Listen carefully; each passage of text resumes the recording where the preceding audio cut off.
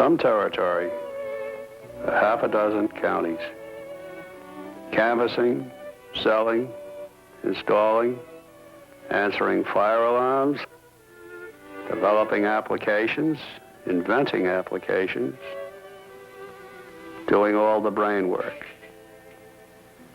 Those sales quotas, up, up, up, every year, until you thought they were trying to kill you. County Trust, recommending their first machines. 850 points. They put me in the club, though. I spent many weekends looking at boats.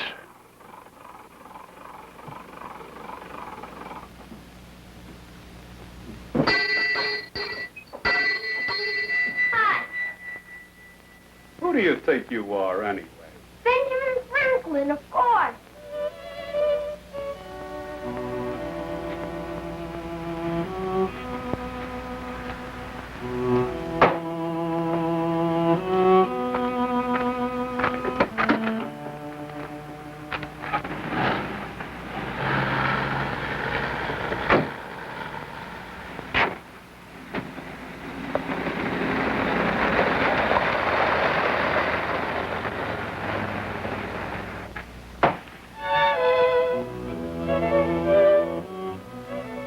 As I look back on my old territory, I would think of the great beauty, many historic homes, many historical restorations that I used to visit when I was a salesman.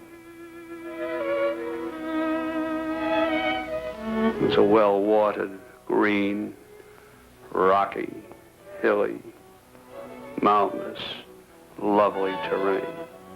It was here as I was attracted to the more beautiful things in life, and when I retired from IBM, I immediately went into the antiques business.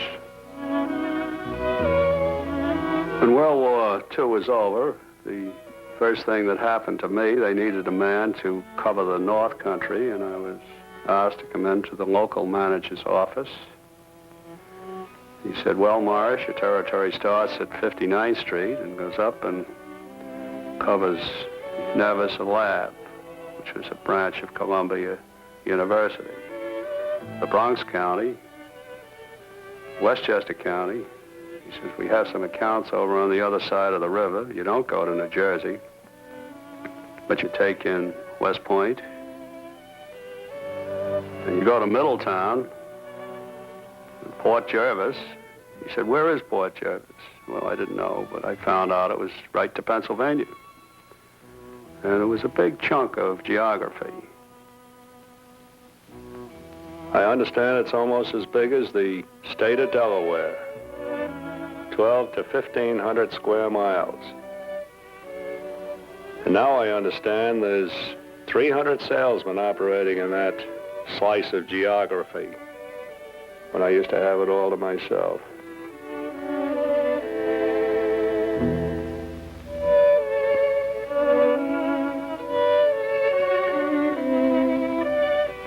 General Motors in Tarrytown was perhaps my biggest moneymaker. And the vice president who had jurisdiction over this plant of General Motors is one of my good friends. And incidentally, he's trying to buy that clock in the living room. The County Trust in Tarrytown, they were the first bank that did a good across-the-board list of applications on our equipment. I enjoyed working in my territory, and I made, I feel, a lot of friends. I still see many of my old customers on a friendly basis. Oh, gee, how are you? Great to see you. Oh, hello, John. How are you? Nice to see you. Yes, how are you? Gee, you look great. Well, you look well, too. Well, I mean, you look like you've been in the sun. I always thought you were older than I am. Now I find out you're younger. Well, I don't think so. Not really. Not really. This is fine. How's it doing with your pipe, Benny? I had to give that up. Yes. Somebody told me that it wasn't the thing to do. long group of medical people, so I had no trouble giving it up. No, it only took me about 3 years. 4 years, and I'm still looking for it. Well, that's like cigarettes. They're hard to give up. Yeah, I smoke. I know John never smoked. I smoke it, and I give it up, and I smoke again, you know? Gene, do you miss the Navy? Gene was, John, and he was my commanding officer in the Navy. Oh, I remember that. I think it's very nice that I could come here. I think of probably the two great events in my life, outside of my wife and my family, is IBM and County Trust in the Navy. Really. All the things, the businesses I've been connected with, I haven't been connected with County Trust very much, but it's one of the ones that I remember the most, and one of the ones that I'm the most proud of. One of the things I did when I was working in IBM was to make sure that my customers always got more from me than I got from them. In every company, there was one executive who was responsible for the operation of data processing and computers. And he was the man that I had to stay very close to. And I had to make sure that he always knew what he was doing. All the little souvenirs, and instead of when something new came along, I had to make sure he knew it first.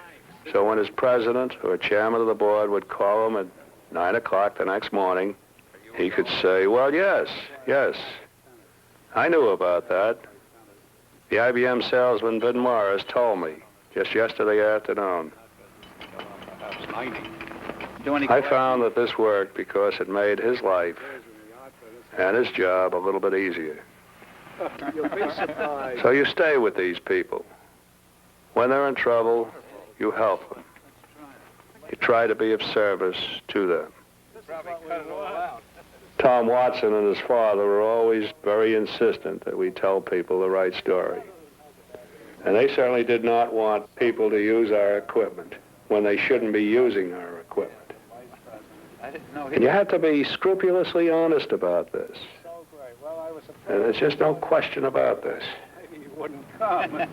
Get gunshot. Gee, wonderful to see you. Good to see you. Right. We'll be in touch. Right. Bye. So long. Bye.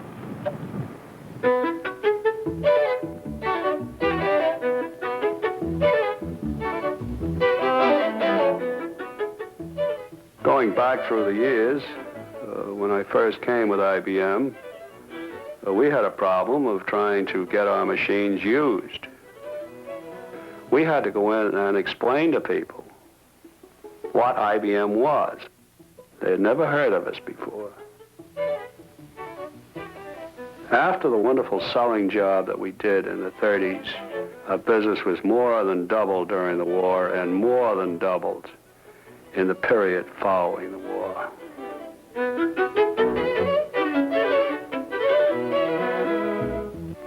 When the United Nations came to this country, it was then called the United Nations Organization, UNO.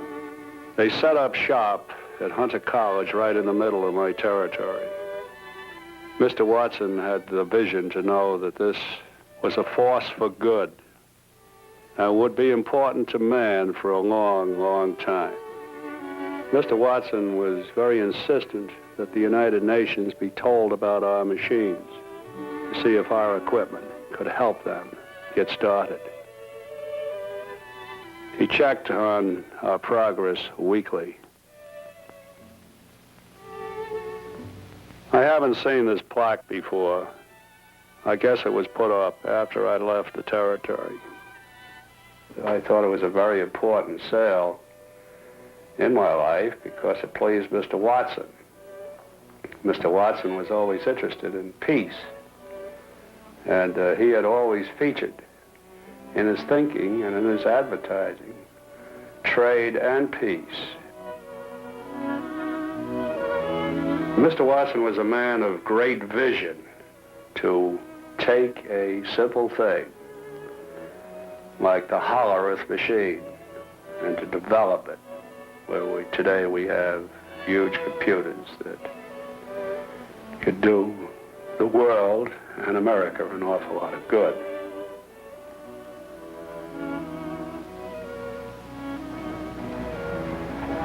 I always try to live in my territory and the people that I did business with.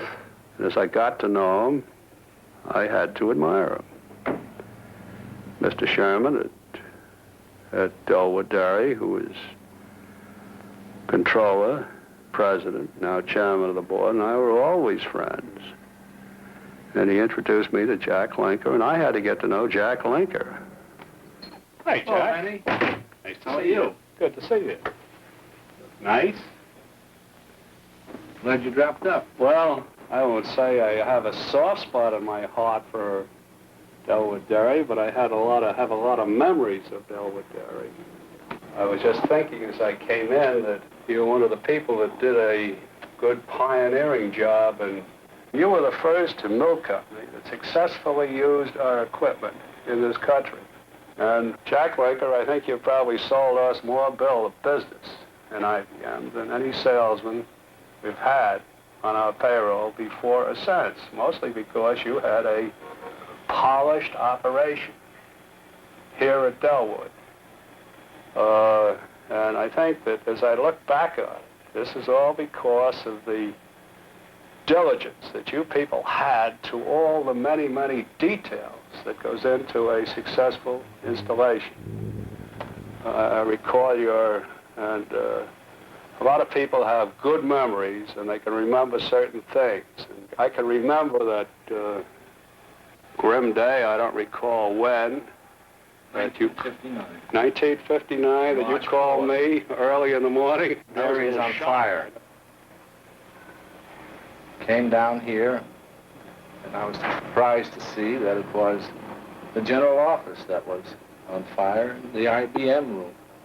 The fire was under control at the time that I reached here, and within an hour or so, 2 hours after I arrived, we were able to get up into the office and really see what had taken place, and it was catastrophic.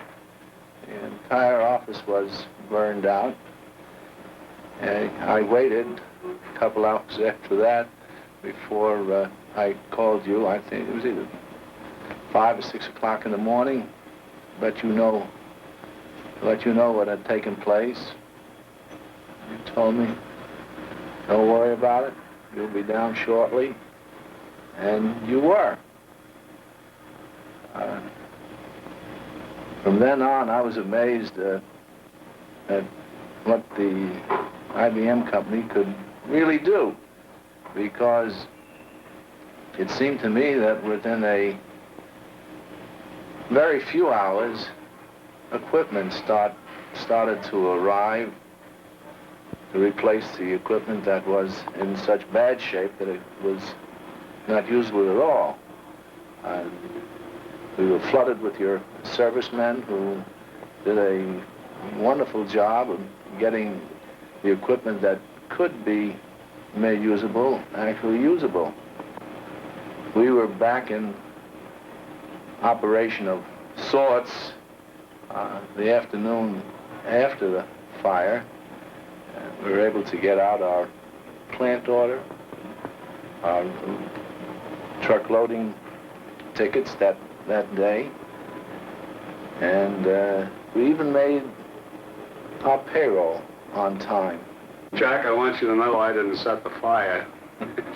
Before I go, I'd like to take a look at that machine. I understand you have one of the greater milk machines ever produced outside of the cow, so... Why don't we go down to the plant, Vinny? Love to take see a look at it. Right.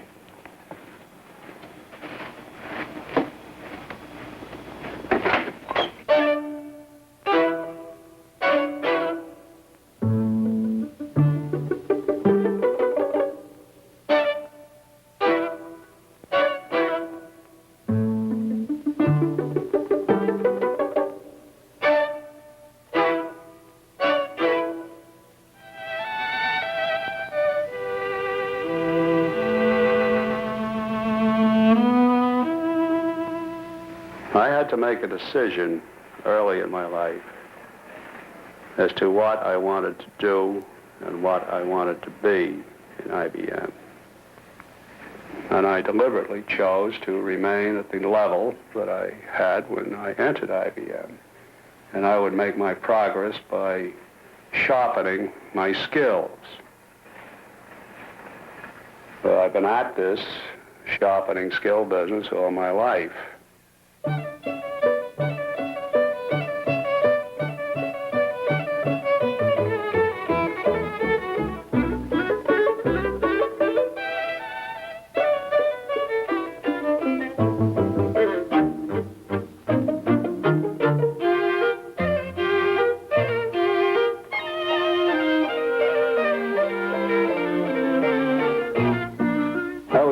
There's a certain tempering process.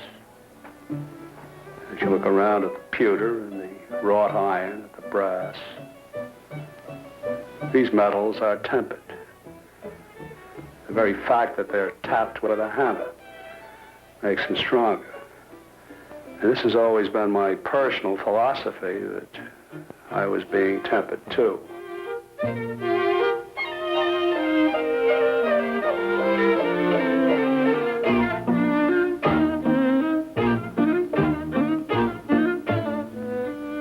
The trouble with this world is this, and the trouble with the people in the sales career.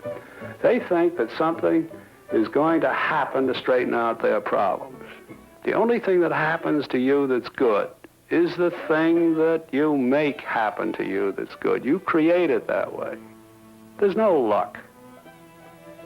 The Willie Loman, he doesn't mean anything to me. He just means that there's somebody trying to get by on his personality. And this is no way to get by. These people are the things that disasters happen to.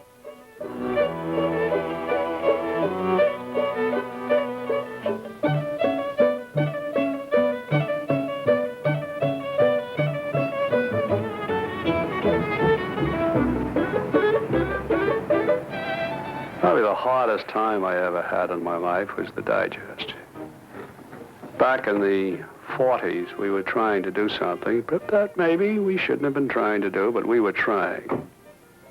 One of the things that we always did in my association with the company was to try. It's going to be great to get up there and see what's finally come out of all the work that myself and a lot of my associates did on the Reader's Digest. See you, Ben Morris. Ben, Ed now Bandian. Ed, how are you? It's sort of nice to be invited down here and look at all this. Pretty exciting.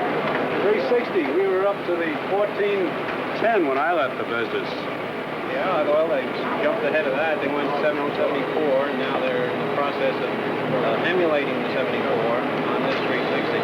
Very good. These fellas are debugging some of their early. That's good. How many tape drives? Well, 5 there, 9. 10 altogether. 10 altogether. They got 2 discs, which are the resident for operating system. They're using the full operating system. What do they use? What are they doing here? Right now, they're doing program debugging. Well, they do that in every place. We spend most of our time doing this. Right. What are they going to do? What is their major maintaining the list? Yes, right. It's going to be a long process. They have a unified file system where they're going to combine all of their files, the condensed book as well as the magazine fulfillment into one giant file. Oh, and then, very interesting. Run it on here. You know, someday we hoped in the past that we could do that. And I always felt we could, but a lot of people said impossible.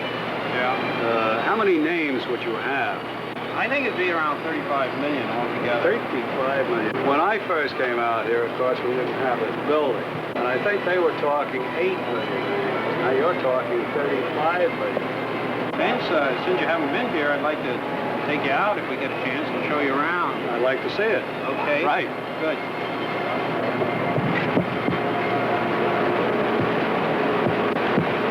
But it is a remarkable achievement. I guess someday they'll have the whole file. We'll have the ability to have the whole file for the United States in any industry. They can promote as they see fit, based on census tracts or some other determination. This is very interesting because I might say that when we were doing the job the first time, it was done manually. And we used to count on about 65 or 70 names an hour. So time moves on, and also efficiency moves on. In the selling business, you can make just about as much money as you care to. You're your own boss. You operate alone. Starting out today, there's just two things you should remember, two important things. In the IBM family. Number one, get exposed to a challenge. And I think the other thing is quite important. Don't waste time. The more you compress your activities and sharpen your operation, the more success you will achieve. It's just wonderful to, I feel that I've always been connected with the digest and the publishing business. IBM sent me on a grand tour one time back in, I think, the year 1950, where I visited all the big publishers, magazine publishers in the country, Time and Look, Curtis Publishing. So I feel that I have a good background in this business, and it's absolutely amazing that people like you could come along and actually do the jobs that I've been dreaming about. And it's certainly nice that I thought today I'd come around and visit some of my old accounts. And it's just wonderful that you happened to be here at the time, and I want to thank you very much for telling me a little bit that what goes on in the magazine business. Well, Ed, it's wonderful to see you. It's great to see you. There's a special place for you anytime you want to come again. Good. We're looking forward to it. Thank you, Ed. Nice to see you. Bye-bye, Vince.